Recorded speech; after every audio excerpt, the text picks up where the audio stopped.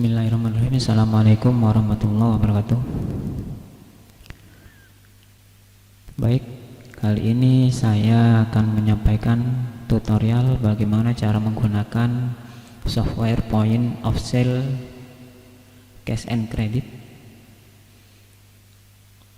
versi X5 atau versi kelima. Yang pertama pasti kita mulai dari start menu, kemudian kita pilih menu shortcut point of sale cash and credit. Sebelum mulai, point of sale cash and credit ini merupakan program penjualan untuk toko kelontong ataupun minimarket yang dilengkapi beberapa fasilitas, diantaranya mulai dari yang pertama itu fitur standar, yaitu input data barang, kemudian input user manager, kemudian input stok barang, manual ataupun auto, yaitu import dari file Excel, kemudian input data supplier, data customer atau kreditur, kemudian input kategori baik, kemudian input kategori serta kemasan barang. Yang berikutnya adalah menu transaksi cash dan transaksi kredit. Kemudian ada monitoring, mulai dari laporan pendapatan harian, laporan laba rugi, monitoring sisa stok, kemudian log penginputan barang, monitoring barang terlaris. Outputnya bisa berupa invoice, bisa cetak invoice, cetak barcode, serta cetak nota transaksi. Baik, yang pertama untuk menjalankan program pasti kita mulai dari tombol start, kemudian pilih shortcut point of sale cash and credit. Maka kita akan dihadapkan pada jendela login pada program point of sale cash and credit. Ini adalah jendela login. Keterangannya yang pertama di sini ini ada username, ada nama pengguna, kode, nama pengguna, kemudian password, kemudian database yang sedang digunakan, kemudian ukuran atau size dari database, kemudian ini adalah list database-nya. Kita bisa memilih browse untuk mencari lokasi di mana kita menyimpan database.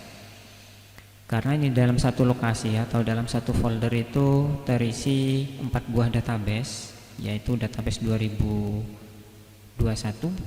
kemudian DB 2003, kemudian yang berikutnya. Sementara yang kita gunakan adalah database 2021. Kita pilih database-nya, kemudian kita pilih usernya. Mengenai user di sini bisa kita define kan, masing-masing user itu punya hak akses tersendiri masing-masing.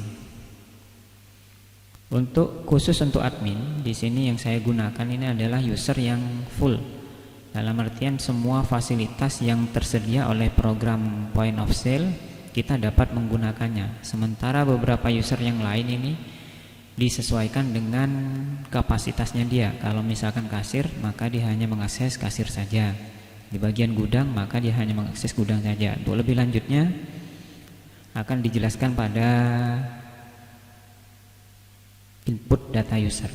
Oke, yang pertama kita pilih mode admin, kemudian kita isikan passwordnya, kemudian kita login. Ini adalah tampilan awal dari program point of sale profesional X5. Di sini ada beberapa fasilitas menu. Ada yang pertama adalah menu file, dia ada logout, kemudian exit, kemudian ada menu transaksi cash. Isinya itu adalah menu kasir, retur, dan invoice. Kemudian transaksi kredit, ada kredit dan angsuran. Kemudian master file, itu persediaan, Di submenu persediaan ada submenu berikutnya, yaitu persediaan barang, setting harga retail, kemudian setup kategori barang, dan setup list kemasan. Kemudian pada menu pelanggan itu ada data pelanggan dan kategori pelanggan. Kemudian pada menu pemasok sama, ada data pemasok serta kategori pemasok. Pada menu laporan ada monitoring barang paling laris terjual, kemudian ada rekap pembelian tunai, kemudian rekap pembelian kredit, ada rekap piutang dagang kalau kita menggunakan kredit, kemudian ada laba rugi, ada histori barang serta pesanan barang. Pada menu tool di sini ada beberapa submenu. Yang pertama setting. Di dalam submenu setting itu ada informasi perusahaan, ada pengaturan pengguna, dan printer setting. Kemudian submenu berikutnya dari menu tool itu adalah print barcode, kalkulator, notepad. Kemudian ada tool untuk database, yaitu renew database dan compact database atau compact database. Selain dari menu yang di atas ini, di sini disediakan shortcut untuk mempermudah kita untuk mengakses program point of sale cash and credit versi 5 ini. Kita bisa langsung mengakses semua menu ini sesuai dengan setting pengguna atau pengaturan pengguna yang di setup oleh admin. Baik, untuk yang pertama, sebelum melakukan sebuah transaksi pasti kita melakukan penginputan data barang. Yang tidak kalah pentingnya itu adalah informasi dari toko. Misalkan di sini market info, karena ini akan tercetak pada nota, jadi kita isikan sesuai dengan nama. Ini adalah nama toko, kemudian kalau ada siup diisikan, kemudian pimpinannya siapa, teleponnya, alamat, kecamatan, kota, pesan 1 ini dan pesan 2 ini biasanya muncul pada nota barang.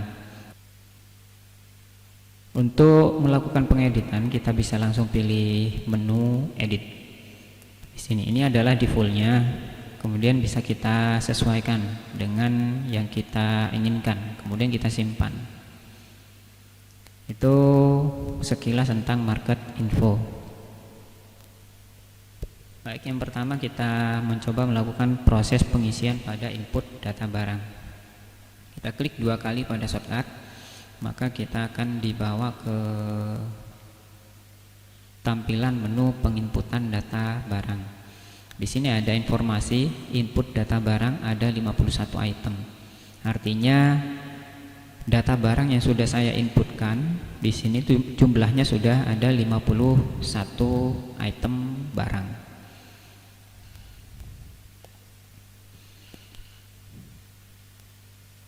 Yang pertama, barcode email. Fungsinya ini adalah untuk menuliskan atau menempatkan barcode yang ingin kita masukkan. Untuk barcode, apabila kita sudah memiliki barcode bawaan dari barang, bisa kita langsung klik di sini, kemudian kita masukkan barcode dari barang tersebut. Misalkan salah satu contohnya seperti ini. Misalkan saya menggunakan barcode reader. Nah, itu saat kita tunjuk pada barcode menggunakan barcode scanner di sana, dia langsung terbentuk di sini. Ini adalah barcode yang ada di barang yang barusan saya inputkan. Selain kita menggunakan barcode yang sudah ada dari barang tersebut, kita bisa juga menggunakan barcode yang lain. Misalkan kita refresh saja, kemudian kita pilih baru, maka di sini otomatis akan menggenerate barcode secara otomatis seperti itu. Kemudian untuk nama barang kita isikan sesuai dengan nama barang yang ingin kita jual. Misalkan seperti ini, kita isi nama barang. Oke. Kemudian kita bisa menggunakan mouse untuk menavigasi menu ini, penginputan data barang ini kita bisa menggunakan mouse atau kita menggunakan langsung navigasi enter. Setelah kita enter maka dia akan langsung pindah, kursor ini pindah pada kotak penginputan berikutnya. Kita bisa menggunakan panah atas atau panah bawah nantinya, atau kita gunakan mouse, sama saja. Kemudian kita pilih kategorinya, itu adalah voucher misalkan. Kemudian kemasannya per buah PC, misalkan per PCS. Kemudian harganya, ini adalah harga kulaannya. Harga kulaan misalkan kita kulaan 25.000 harga vouchernya. Kemudian kita jual sebesar 35.000 misalkan seperti itu. Kemudian stok di sini bisa kita kosongkan untuk sementara waktu atau bisa langsung kita isikan jumlahnya. Kalau kita isikan jumlahnya misalkan seperti ini 200, bisa kita tekan tombol enter atau kita gunakan mouse navigasi langsung ke menu simpan atau ke tombol simpan. Atau kalau menggunakan mouse, kita pastikan di sini sudah terisi dengan tepat stok barangnya. Kita enter, maka dia akan pindah ke menu simpan aktif. Kemudian setelah di tombol enter sekali lagi, maka dia otomatis akan tersimpan. Nah, kalau kita perhatikan tadi pada input data barang itu ada 51 item, sementara sekarang sudah ada 52 item. Artinya data barang yang barusan kita masukkan sudah masuk. Ini adalah data barangnya. Data barangnya yang barusan kita inputkan. Kalau misalkan kita ingin melakukan editing, misalkan nama barang, ternyata jumlah itemnya sudah banyak, kita bisa pilih di sini nama barang, kemudian kita isikan, kita ketikkan namanya, nama, maka dia langsung menuju ke barang yang kita inginkan. Kalau berupa barcode bisa kita klik barcode di sini, kita masukkan barcode yang kita inginkan. Misalkan tadi itu barcodenya adalah 22842. Nah, itu langsung muncul. Itu kalau misalkan kita melakukan pencarian berdasarkan barcode. Setelah kita pilih barangnya, bisa kita klik 2 kali atau tekan tombol edit. Yang paling enak langsung klik 2 kali, maka kita otomatis akan dimasukkan ke input stok barang. Defaultnya input stok barang, karena untuk mempermudah saat kita melakukan penambahan data stok barang. Misalkan kita isi namanya, kita ganti namanya kabel power, kabel power, kemudian pemasoknya, kemudian kategorinya, kategori kabel per pieces. Oke.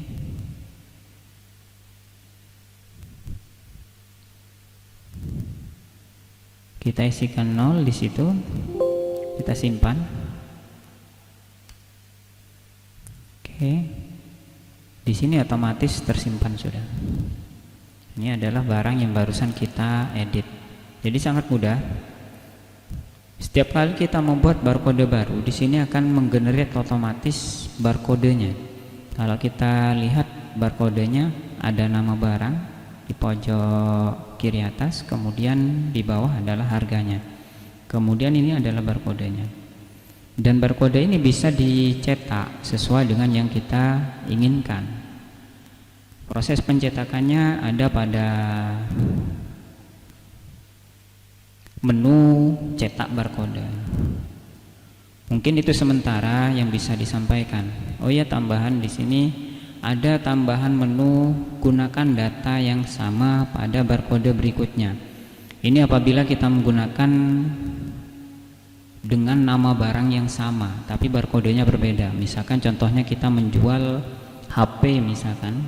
HP itu biasanya nama barangnya sama, cuman barcodenya yang berbeda. Tinggal kita pilih checklist diaktifkan. Saat kita buat barcode baru di sini, dia akan tetap, barangnya tidak akan hilang. Kita klik baru lagi, di sini akan tetap harga jual dan harga kulaan serta nama barangnya akan tetap. Jadi walaupun di sini kita nembak sekian banyak barcode, kita tembak terus menggunakan barcode scanner, maka akan otomatis tersimpan ke ini tanpa perlu kita menginputkan lagi nama barangnya. Itu untuk mempermudah kita saat menginputkan dengan nama barang yang sama pada sebuah toko HP, gampangnya seperti itu, atau counter. Itu adalah biasanya memang ini digunakan untuk counter HP, karena untuk mempermudah dengan nama barang sama tapi barcodenya berbeda. Biasanya barcode ini digunakan adalah email kalau pada counter HP. Itu kalau kita menggunakan data yang sama. Untuk penghapusan data barang, kita bisa melakukan pemilihan masing-masing satu, kita hapus, atau mau dihapus semua kita langsung pilih centang di sini, centang. Setelah dicentang semua di sini kita hapus, maka semua data barang akan terhapus. Tapi hati-hati saat melakukan penghapusan bisa mempengaruhi data barang yang sudah ada dalam transaksi. Atau kita bisa memilih satu persatu, kita lompat seperti ini sesuai dengan yang kita centang-centang ini, kemudian kita pilih hapus, maka otomatis akan terhapus khusus yang ditandai ini. Mungkin demikian yang bisa disampaikan khususnya tentang input data barang pada program point of sale cash and credit ini. Kita lanjut pada menu berikutnya. Yang berikutnya adalah tentang cara bagaimana untuk melakukan setup pada harga retail atau setting pada harga retail. Tinggal kita pilih menu master file, kemudian pilih persediaan, kemudian setting harga retail. Nah, ini adalah tampilan penginputan harga retail. Di sini sudah ada beberapa item nama barang yang sudah masuk ke dalam setting harga retail. Di sini ada beberapa keterangan, ada beberapa penginputan di sini, mulai dari barcode atau email, kemudian ada nama barang, kemudian ada kemasan, ada harga. Harga ini adalah harga jual dari barang tersebut, harga normal. Kalau kita perhatikan di sini sudah ada 5 item yang masuk ke dalam setting harga retail. Contohnya adalah adaptor Asus X201. Kalau kita klik di sini Asus X201, maka tombol add-nya tidak aktif karena dia sudah masuk ke dalam setting retail. Sementara yang lain, misalkan contohnya crimping kabel LAN ini, dia masih bisa di add. Saat di add, dia akan otomatis masuk ke sini, masuk ke dalam record setting harga retail. Apabila sudah masuk ke sini, maka dia tidak akan lagi bisa di add lagi, di add ulang. Seperti ini, misalkan kita add, record berhasil disimpan, kemudian kita oke, maka dia masuk di sini sudah crimping tool. Jadi setelah kita add crimping kabel LAN ini dan masuk ke dalam tabel harga retail, maka dia tidak akan bisa di add lagi. Nah, seperti ini. tinggal kita melakukan editing di sini. Di sisi sebelah sini, nah sebelah ini adalah detail untuk kita melakukan editing. Contohnya di sini keterangannya lebih dulu. Misalkan Asus, kita klik 2 kali. Kalau ingin melakukan editing bisa klik 2 kali di nama filenya, nama barangnya ya. Nama barangnya kita klik 2 kali, maka di sini aktif. Di sini ada menu pilihan. Pilihan itu artinya potongannya, apakah dalam bentuk persen atau langsung potongan harga. Kalau misalkan kita gunakan potongan harga, contohnya seperti ini. Pada tabel ini kabel UTP Zimlink 20 meter. Nah, di sini dia menggunakan potongan harga. Jadi pilihan itu potongan harga. Kemudian yang pakai voucher WiFi ini 5 Mbps ini ternyata dia menggunakan potongan persen. Jadi dia menggunakan persentase. Setiap dia membeli 3 item barang, maka dapat potongan 1%. Kemudian untuk harga kedua, apabila dia membeli barang dengan jumlah 6, maka potongannya adalah 2%. Kemudian untuk membeli barang jumlahnya 9, maka dia 3%. Sama dengan apabila menggunakan potongan harga. Apabila itemnya sudah mencapai 3 buah, maka dia harganya turun menjadi 150. Yang pertama 160, maka mendapatkan harga 150. Begitu selanjutnya, apabila 6 harganya menjadi 140. Tapi apabila tidak sampai 6, artinya masih dalam rentang 3 sampai dengan 5, maka harganya akan tetap 150. Begitupun selanjutnya, apabila harganya 6 sampai dengan 8, tidak sampai 9, maka harganya tetap 140.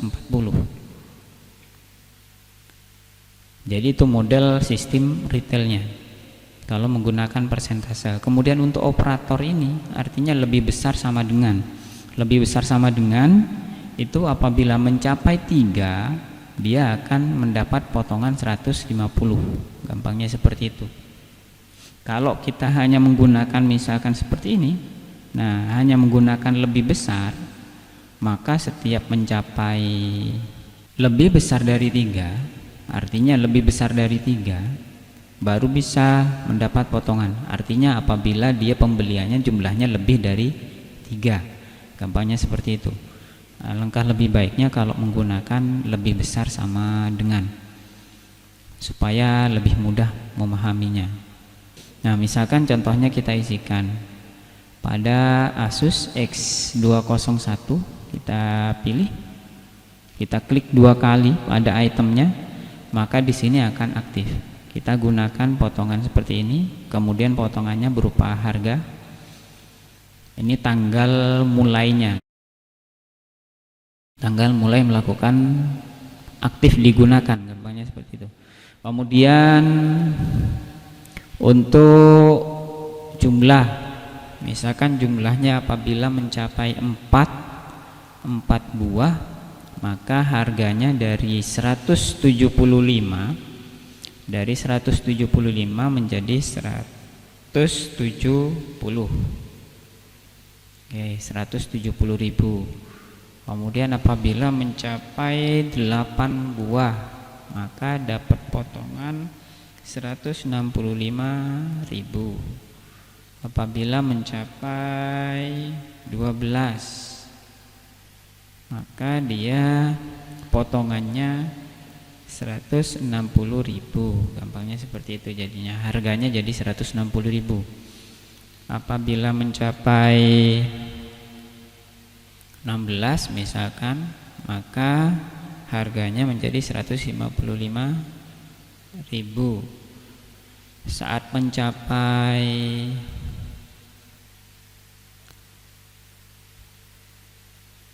20 misalkan, maka dia potongannya harganya menjadi 150.000. Kemudian 30 item ke atas misalkan dia mendapatkan harga sebesar 140.000, dan itu untuk selanjutnya. Apabila sudah selesai, kita sudah tetapkan harganya, sudah pasti operator yang kita gunakan seperti ini, kita pilih simpan. Data berhasil disimpan. Maka di sini langsung terupdate otomatis pada display tabelnya, tabel untuk setting harga bertingkat atau setting retail. Nah, itu demikian mungkin yang bisa disampaikan mengenai cara penginputkan data harga bertingkat atau retail barang. Nah, untuk selanjutnya kita bisa langsung praktek. Kalau kita cek di sini pada harga retail yang sudah ada retailnya itu adalah adaptor Asus, kemudian UTP Zimlink dan voucher WiFi 5 MB. Kita cek pada pembelian barang sekarang. Kita pilih. Nah, ini sekaligus untuk bagaimana cara melakukan transaksi barang. Transaksi barang kita lakukan biasanya menggunakan menu kasir. Kita klik 2 kali tadi pada menu kasir. Misalkan kita keluar, kita tekan tombol escape, yang penting kursor aktif di lokasi ini. Nah, dia kelap-kelip di posisi pojok kiri bawah, di atasnya nama kasir. Kalau tidak aktif di situ, kita tekan enter, dia langsung aktif di sini posisinya. Atau kita tunjuk dengan mouse atau dengan pointer kita tunjuk. Kalau kita ingin membatalkan, ingin keluar dari kasir, tekan tombol escape. Kita sudah keluar. Jadi untuk memulai kasir, kita klik shortcut kasir, klik 2 kali, atau pilih menu transaksi kasir, sama saja. Kita permudah saja menggunakan shortcut pada program. Kita klik 2 kali, maka di sini akan ditampilkan menu kasir. Nah, apabila di display ternyata posisinya seperti ini, tidak keluar seperti ini, tidak baik, penempatan ininya kurang pas misalkan seperti ini. Nah, ini masih ada yang kosong, jeda kosong, nama barang dan sebagainya, ada yang kosong, maka kita atur lebih dulu. Misalkan kita geser. Nah, di sini ada juga harga retail, cuman kita tutup saja. Nah, nama barang kita perbesar, harganya kita sesuaikan, jaraknya, diskon, kemudian kuantitinya. Selain kuantiti ada unit aslinya di sini, bisa kita sembunyikan. Nah, seperti ini kita pepetkan, kita klik, kita perbesar, kita klik dulu, kita perbesar untuk memperbesar. Nah, kalau terlalu lebar kita perkecil, nama barangnya yang kita lebarkan sampai mendapatkan display yang baik. Setelah kita lakukan seperti ini, klik kanan, kemudian kita simpan flash grid. Nah, setelah kita simpan tadi flash gridnya, maka otomatis saat kita melakukan input transaksi lagi, settingan tabelnya, tabel harganya akan sesuai dengan settingan yang sudah kita simpan, yang sudah kita atur ini. Nah, itu sekilas tentang setting display pada kasir.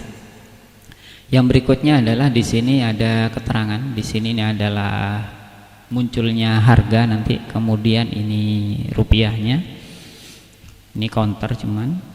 Kemudian ini nama toko. Kemudian di sini adalah nomor nota. Kemudian ini tanggal transaksi, ada jam transaksi.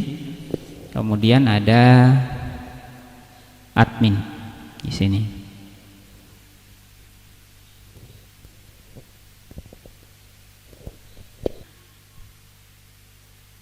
Untuk memulai transaksi pastikan kursor atau pointer aktifnya di sini, di pojok kiri bawah ini.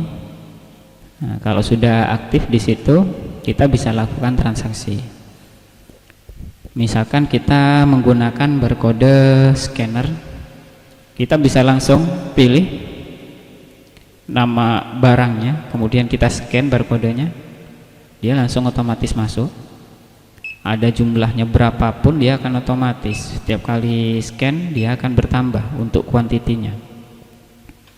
Jadi kalau kita lihat di sini, ini kuantiti akan bertambah secara otomatis.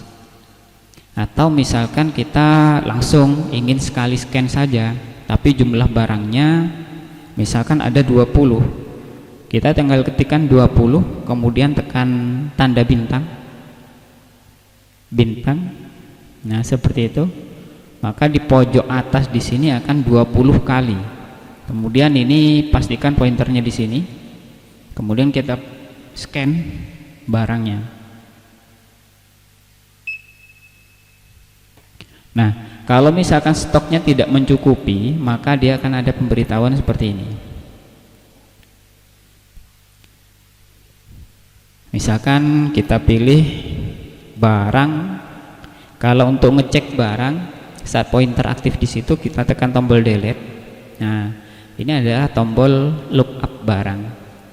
Atau kita gunakan menu, klik kanan di sini, lookup data barang. Sama saja. Atau kita tekan tombol del. Yang penting pointer sudah aktif di sini, kita tekan tombol delete. Ya otomatis juga akan muncul ini lookup data barang. Jadi kalau kita cek barang yang mencukupi itu, misalkan saya carikan barangnya dulu untuk cek.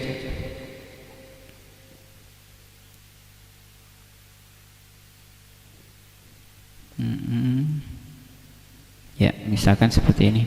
Kita beli jumlahnya 10, kemudian diberikan tanda bintang.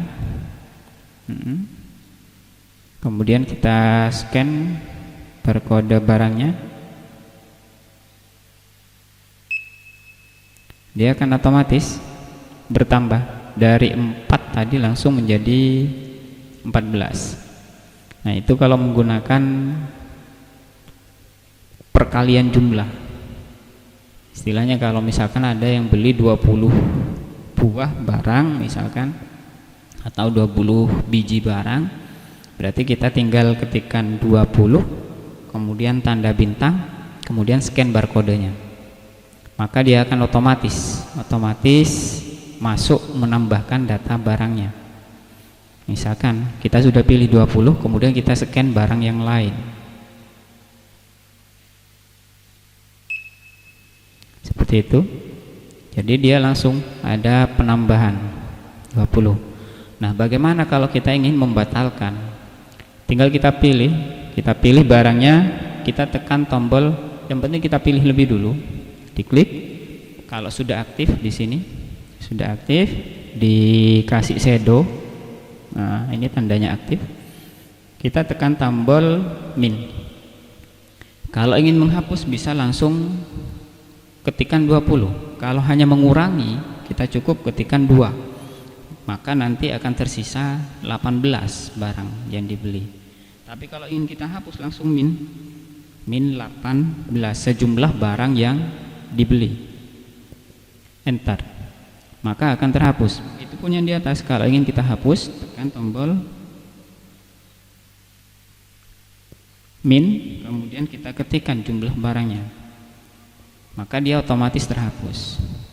Sekarang kalau misalkan kita cek harga retail, kita inputkan manual. Yang kita beli vouchernya tadi itu adalah voucher yang 5 Mbps. Ini kita ketikkan, dia otomatis masuk. Atau karena barcodenya kita buat sendiri, barcode 1, tinggal kita ketikkan barcodenya cukup angka 1. Ini misalkan dengan barang-barang yang umum dibeli. kemudian kita enter, dia akan otomatis bertambah. Masukkan lagi angka 1, karena ini kode vouchernya kode barcode-nya kita buat sendiri dengan angka 1. Kita enter. Ini kalau kita perhatikan voucher wifi tadi itu menggunakan setting retail persentase. Jadi setelah mencapai 3 dia akan bertambah 1% atau dapat potongan 1%. Saat 6 dia akan mendapat potongan 2%. Misalkan seperti ini. Kita langsung isikan 1 sudah 5. Nah, dia langsung otomatis mendapatkan potongan. Kemudian yang menggunakan setting harga itu tadi itu apa ya? Coba kita cek.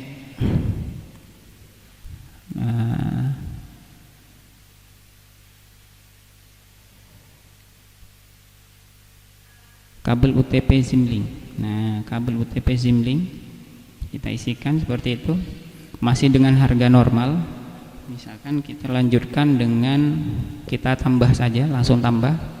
Kita tekan tombol plus, kita isikan 2, menambahkan barangnya langsung.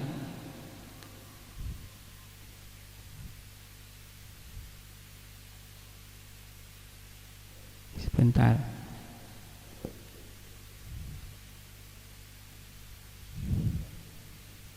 Coba saya cek dulu. Nah, kalau misalkan kita ingin ngecek data retail, kita pending aja dulu transaksi ini. Maksudnya pending transaksi itu artinya kita bisa menyimpan dulu. Kita pending lebih dulu. Nah, kita pending, kita keluar dulu. Ya, kita cek tadi di retail itu yang menggunakan potongan harga itu adaptor. Oh, adaptor Asus sama UTP Zimlink 20 meter. Ya, kita cek lagi di kasir. Nah, dengan fasilitas pending tadi itu kita bisa tampilkan ulang. Kita cek di nota pending, kita klik kanan di jendela ini, klik kanan nota pending. Nah, ini adalah nota yang tadi. Kita klik 2 kali, maka data yang tadi itu dikembalikan. Ini kita min saja, min, kita batalkan yang ini. Tadi yang ada ini adalah Zimlink 20 meter, kabel UTP Zimlink 20 meter ini. Karena barcode-nya menggunakan angka 2, kita bisa langsung ketikkan angka 2. Seperti itu. Kalau kita cek perubahannya, nah setelah angkanya menjadi 3 kuantitinya, dia langsung berkurang sesuai dengan harga retailnya tadi. Misalkan kita tambahkan lagi sampai mencapai 6, dia akan berkurang menjadi harganya menjadi 140. Saat kita tambahkan lagi ya, barcode-nya 2 jadi 130. Begitu selanjutnya sesuai dengan harga retail yang di setup tadi. Kembali kalau misalkan ada transaksi ternyata ini masih belum dibayar, ingin dipending lebih dulu, kita tinggal pilih klik kanan pending transaksi. Setelah kita pending, tadi nomor notanya akan dilanjutkan ke nota berikutnya. Jadi kalau misalkan ada klien ternyata masih dipending transaksinya untuk dibayar nanti misalkan dengan barang-barang yang mau dibeli tetap. Jadi kita bisa pending transaksi, kita simpan lebih dulu dan kita lanjutkan pada transaksi yang berikutnya, transaksi pada klien-klien yang lainnya. Pada lain waktu kita bisa kembalikan lagi, kita tinggal cek di nota pending. Nah, ini adalah nota yang tadi, nota pending yang tadi, kemudian kita klik 2 kali, maka transaksi yang tadi kembali lagi. Kita bisa lanjutkan, misalkan seperti ini, kita ingin melakukan pembayaran misalkan karena sudah ingin dibayar. Kita tekan tombol enter, masukkan uang yang diberikan oleh klien kita atau customer kita. 10.000 misalkan. 1.910.000. Ini artinya uang yang diberikan, yang dibayarkan pada kita. Sementara dia harus bayar sejumlah ini. Kemudian di sini ada setting pengaturan printer. Ini bisa cetak langsung ke USB print atau ke LPT print, atau tanpa cetak lebih dulu, bisa. Jadi selesai kita setting, kita tidak melakukan print out misalkan, cukup seperti ini saja, kita pilih no print, artinya tanpa print. Selesai seperti ini, bisa kita tekan tombol enter nantinya. Misalkan saya ulangi, kita ingin menyelesaikan transaksi, kita pilih enter, kemudian masukkan uang yang dibayarkan oleh klien, kemudian kita tekan tombol enter lagi. Kalau untuk menyelesaikan, enter, maka akan tampil jendela pembayarannya. Ini adalah uang yang dibayarkan tadi oleh customer kita atau klien kita. Kemudian ini adalah total harga dari barang. Ini adalah change-nya atau kembaliannya, uang sisa yang harus dikembalikan pada klien. Oke, mungkin itu. Untuk keluar dari ini kita tekan tombol enter saja. Nah, dia akan mulai dari nomor nota berikutnya. Mungkin itu yang bisa saya berikan, tutorial mengenai input kasir.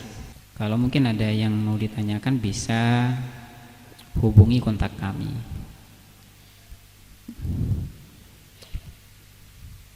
Nah, kalau ingin keluar kita tekan tombol escape.